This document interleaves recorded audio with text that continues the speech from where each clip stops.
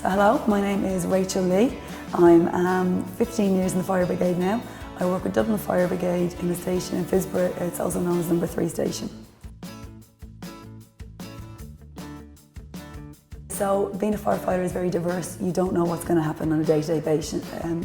During the days we start at 9 a.m. and the nights we start at 6 p.m.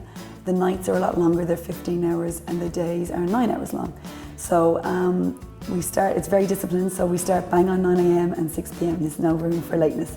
So the first thing we do is we're called out what we're going to be on, whether it's going to be a truck or an ambulance.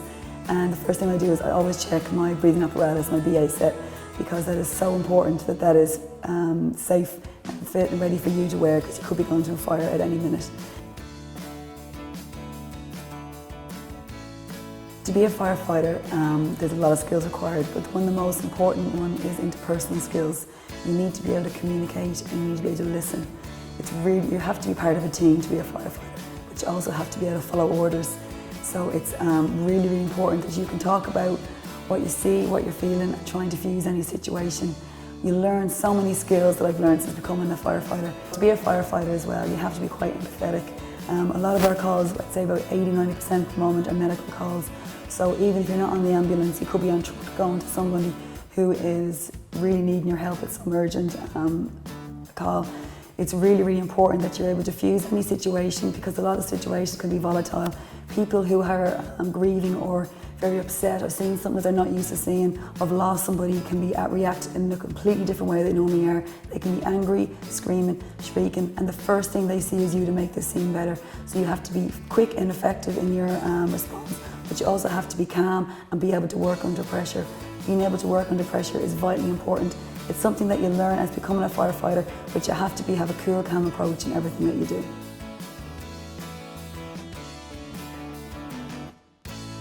I'm actually glad I didn't really know too much about the fire brigade when I came in. I knew that it was a rank structure, and I knew it would be a tough training, but there's nothing that I would change about my job. I really love it.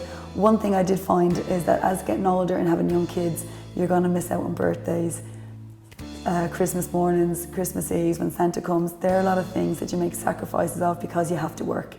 We work 365 days a year, 24 hours 7, and when you have to work, you have to work.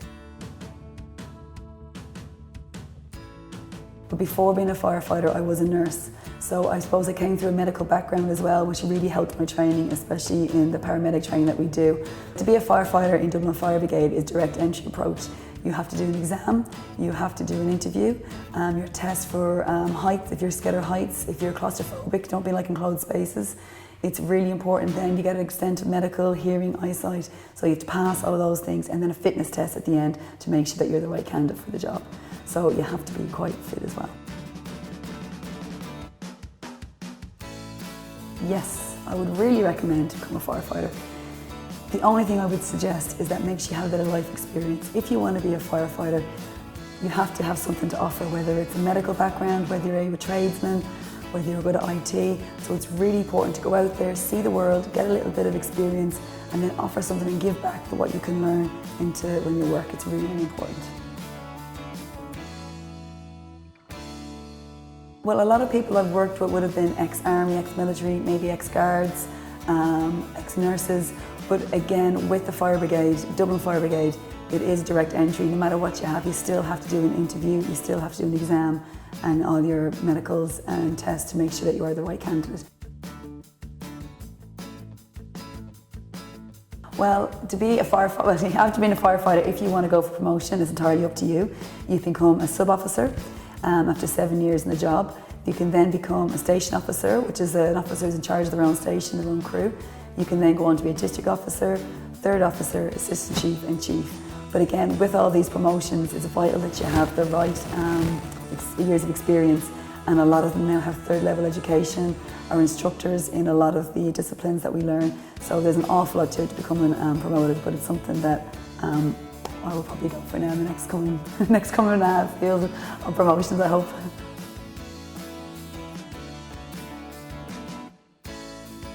I always knew about obviously being firefighters around and being a nurse as well, and I was working in A&E. You'd see the paramedics, the ambulance coming in and out, bringing in cases. and I thought that was very fascinating. But I had a good few friends in the fire brigade who I swam with, and they were always telling me about cases they were in, interesting cases, and especially with the swift water rescue side that we do, I found that very interesting. So again, I heard they were going to be recruited, so I went for it that way, and that was it. Never looked back. The job is amazing because it makes you realise the strengths and weaknesses that you never thought you had. You're faced with a lot of scenarios that no one in the world will ever see, and you realise that you're able to deal with them. You make some really, really good friends. I never realised I would be trained in marine emergency response. I never realised I'm now part of a CISM team, which is critical incident stress management, is where people in the job who have dealt with really, really bad cases might need to talk to someone about them. We offer the reassurance and support that they need. So in the last 15 years, I've done and learned such a new skill set I never thought I would do unless I was in this job.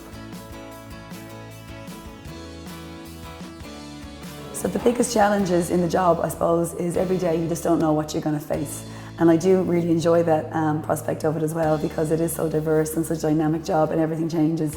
But again, you could be finished at 6, meant you pick up kids at 6:30, you might get back to the station at 7:30, so that can be difficult. The other thing I find difficult and challenging is the people now.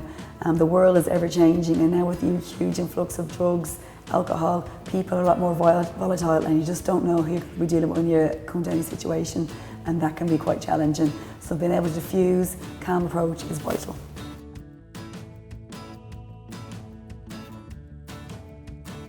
Well, to be a firefighter is brilliant, so definitely go for it. But I suggest that you wait a little while, get some life experience again to give something back to the fire brigade, because you're going to see things you never thought you would see. And I think 23, 24 is a really, really good age. Tradesman, or tradesperson, you know, IT, we're now using drones in the fire brigade, all things that I've never used. I did no IT background, and we're all learning about it. So there's so many things that you can offer the fire brigade, but go out and get some experience first.